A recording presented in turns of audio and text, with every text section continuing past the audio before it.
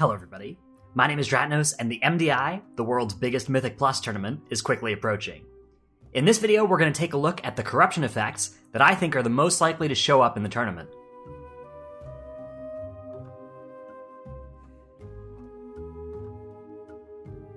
On the tournament realm, characters have a rank 15 cloak, and they can wear any Season 4 gear they want, including the corrupted weapons from Ny'alotha.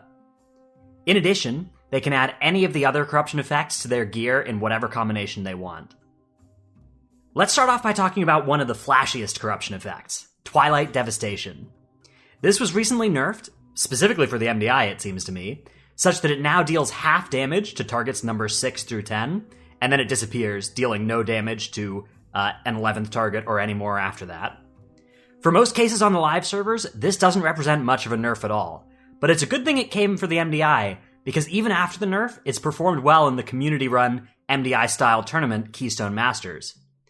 Due to the nature of scaling with maximum HP, I expect this to be a common choice for all tanks, but some DPS specs, like Outlaw Rogue, can still find space in their budget for some of this too, depending on the dungeon and the affixes.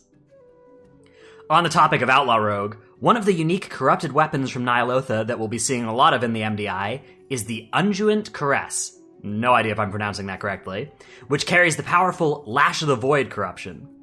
Havoc Demon Hunters and Outlaw Rogues are very likely to spend 50 corruption on a pair of these, and I've even seen some prot warriors experimenting with one of these, despite it having agility instead of strength. One of the corruption effects I expect to be most popular among healers is Gushing Wound, although I foresee a solid amount of this making its way into DPS and tank budgets too. This effect has fantastic single-target damage per point of corruption, and, since it scales with item level, it has the added benefit on the tournament realm of being put on item level 485 Mythic N'Zoth pieces. At 15 corruption, it can also sometimes be added to a corruption set without incurring additional drawbacks. For example, say somebody wanted to run as much TWILIGHT Devastation as possible without going to 60 corruption after resists, and incurring the cascading disaster drawback. With 50 resist from the cloak, and another 10 from an essence, they can put on 100 corruption of TWILIGHT Devastation and be left with 19 remaining corruption to spend. One Gushing Wound is often the best way to do this. Alright, Ineffable Truth is another cheap and powerful corruption effect. It does have a strange quirk. Like many other corruption effects, it can come in different tiers, but unlike the others, its efficiency is not normalized across these tiers.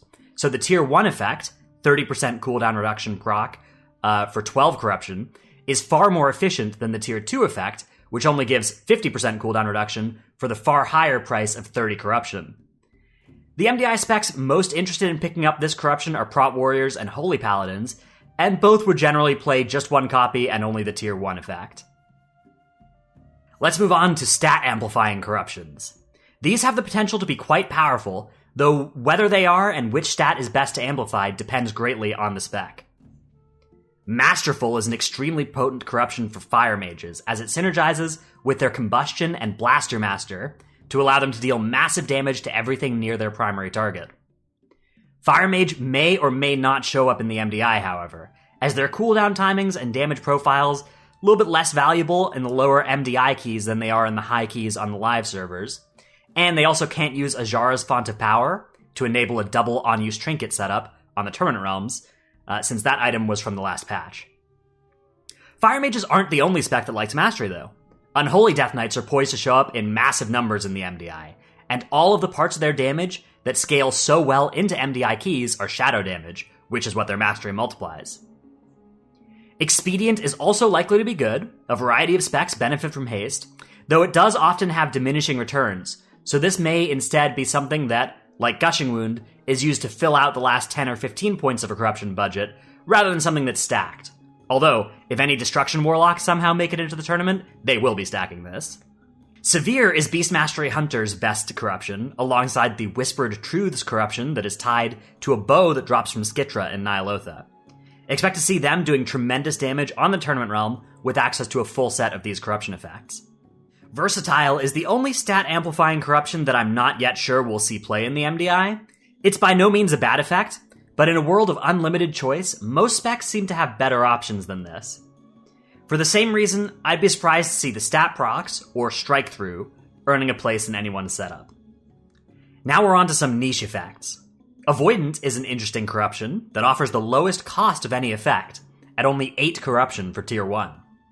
For this reason, it can slot seamlessly into corruption budgets that are currently set to 50 corruption after resists, because it would still not bring you over 60. But it can even be worth doing some work to include in a set in some cases, such as against the explosive affix, where it can offer a sizable amount of damage reduction for only 8 corruption. Siphoner, the leech corruption, is something that might have seen play if the MDI rules didn't explicitly require each group to include a tank and a healer. Teams may have experimented with no healer comps, using this corruption to sustain themselves. With a healer required to be in the group, I'd be shocked to see anyone using this corruption, as the ratio of leech to corruption is very steep. Glimpse of Clarity doesn't seem likely to fit into any MDI spec's desired setups, with the possible exception of Fire Mage. Besides the Lash of the Void and Whispered Truths effects mentioned earlier, I don't think it's likely any of the other unique Ny'alotha weapon corruptions will see any play, though many of them are pretty cool.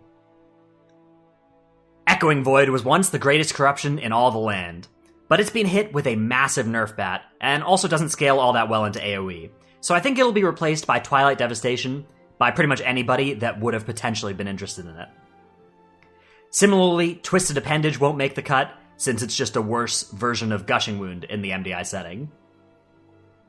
That leaves one corruption effect, Infinite Stars. This has been one of the most polarizing corruptions ever since it came out, was nerfed again, and yet still sits at the top of many spec sims. In an MDI setting, this corruption is terrible. Things never live long enough to accumulate stacks, and there are so many targets that even if you get a few lucky procs in a row, they'd rarely strike the same thing twice.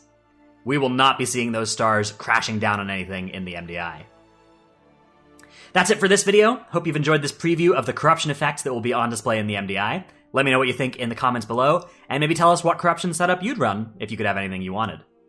Remember to subscribe to this channel to catch all the awesome upcoming method content we've got planned. Thanks everybody for watching. I'll see you in the next one.